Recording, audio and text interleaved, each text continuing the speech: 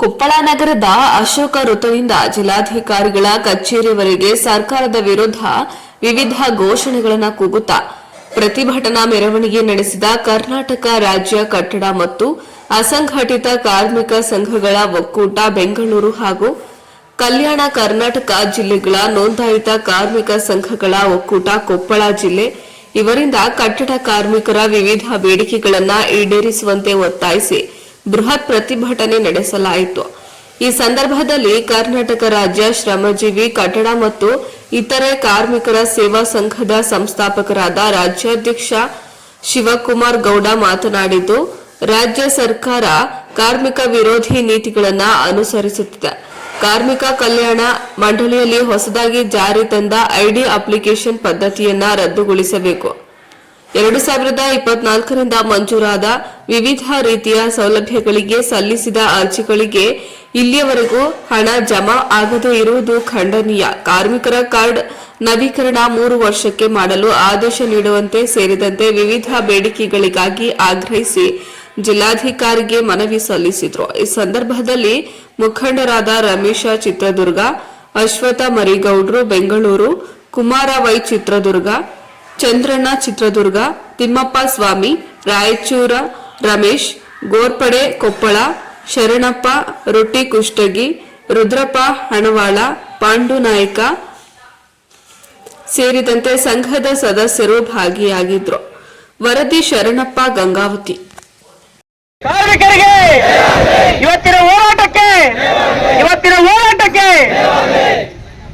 ಮಾನ್ಯ ಕಾರ್ಮಿಕ ಬಂಧುಗಳೇ, ಇವತ್ತು ರಾಜ್ಯಾದ್ಯಂತ ನಮ್ಮ ಶ್ರಮಿಕರಾಗಿರ್ತಕ್ಕಂಥ ಶ್ರಮಜೀವಿಗಳೇನಿದ್ದೀರಿ, ನಿಮಗೆ ಆಗ್ತಿರ್ತಕ್ಕಂಥ ಅನ್ಯಾಯದ ವಿರುದ್ಧ ರಾಜ್ಯಾದ್ಯಂತ ಹೋರಾಟಗಳು ನಡೀತಾ ಇದೆ.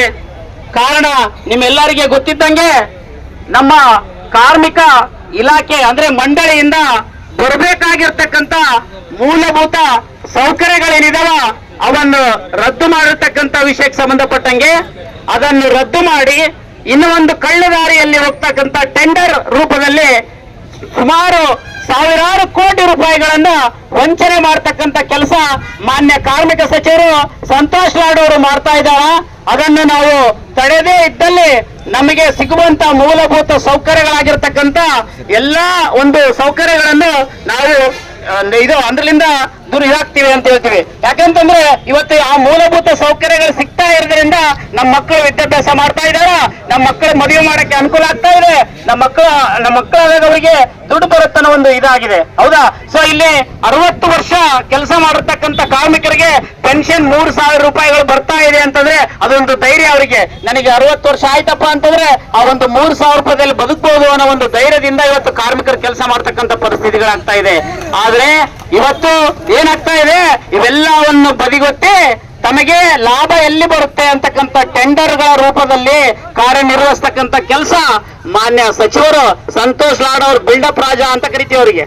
ಆ ಬಿಲ್ಡಪ್ ರಾಜನವ್ರು ಏನ್ ಮಾಡ್ತಾ ಇದ್ದಾರೆ, ಇವತ್ತು ಕಾರ್ಮಿಕರಿಗೆ ಅನ್ಯಾಯ ಮಾಡಿ ತಮಗೆ ಬೇಕಾದ ರೂಪದಲ್ಲಿ ಟೆಂಡರ್ಗಳ ರೂಪದಲ್ಲಿ ಕರೆದು ಎಲ್ಲಾವುದು ಮೋಸ ಮಾಡ್ತಾ ಇದಾರ.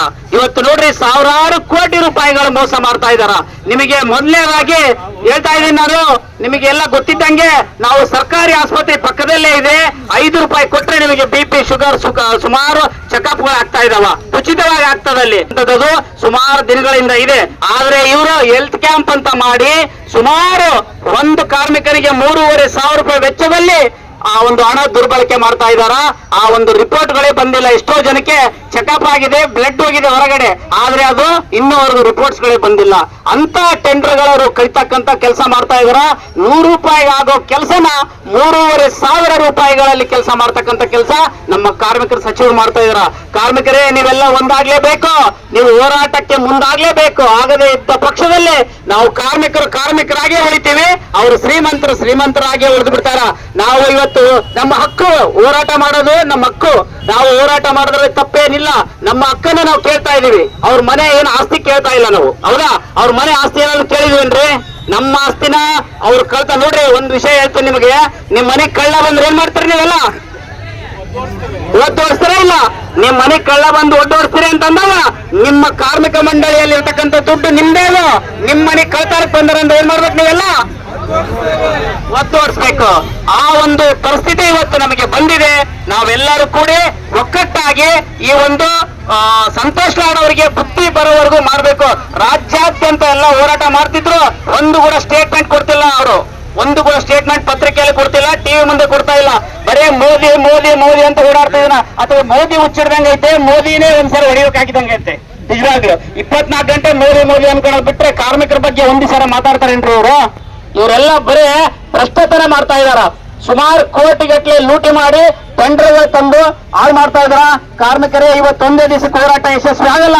ನೀವೆಲ್ಲ ಹೆಚ್ಚಿನ ಸಂಖ್ಯೆಯಲ್ಲಿ ಬಂದು ಇವತ್ತು ಸಹಕಾರ ನೀಡಿದ್ರೆ ಇವತ್ತು ಯಶಸ್ವಿ ಕಾರ್ಯಕ್ರಮ ಆಗಿದೆ ಅಂತಂದ್ರೆ ಮುಂದಿನ ದಿನಗಳಲ್ಲಿ ತಮ್ಮ ಮಕ್ಕಳಿಗೆ ತಮಗೆ ಸಿಗಬೇಕಾದ ಮೂಲಭೂತ ಸೌಕರ್ಯ ಸಿಗೋವರೆಗೂ ನಾವೆಲ್ಲರೂ ಹೋರಾಟ ಮಾಡೇ ಮಾಡ್ತೀವಿ ಅಂತಕ್ಕಂಥ ಮಾತು ಹೇಳಕ್ ಇಷ್ಟಪಡ್ತೀನಿ.